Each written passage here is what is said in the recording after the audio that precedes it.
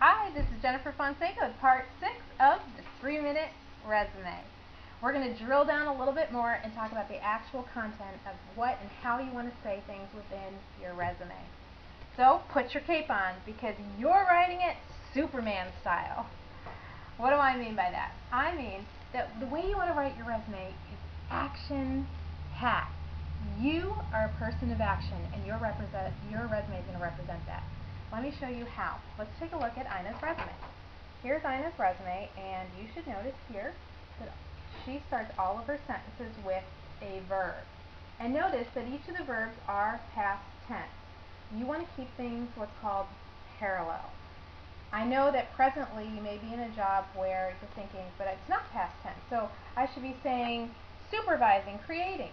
Nope, you want to keep it all the same. Keep it all past tense, even if you're currently doing that action now. But again, you want to use a verb, and you want to start your sentence with an ed, and you're going to end it with a period.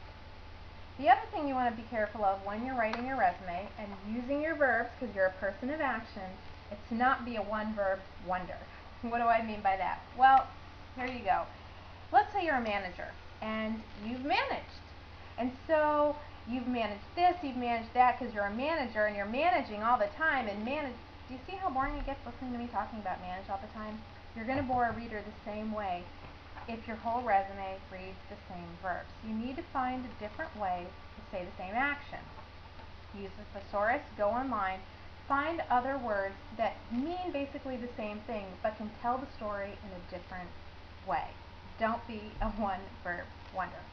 Now, the second thing that you really want to do when it comes to your resume is quantify. It's very important that you quantify. Let me explain the difference. What if I said to you in my resume, I advised college students? Okay, that's, all right, I did that. But what if instead I wrote, I advised 150 college students each year? Now what you've learned about me is the breadth and depth of my experience, that I managed a lot of students, or I advised a lot of students. Putting numbers in like that, like how many meetings you ran, how many projects you ran, how much of a budget you used. If you're someone who oversees a budget, tell them the size of the budget. And use the numbers to your advantage. So what about this? Let's say I planned a conference, and the year before someone else planned it and they had 10 people there, and this year I planned a conference and 16 people came. Then the way that I would write the statement is not that I increased attendance by 6 people. I would say I increased attendance by 60%. Doesn't that sound better? It sure does. So find a way to quantify the information by putting numbers or percentiles in that work to your advantage.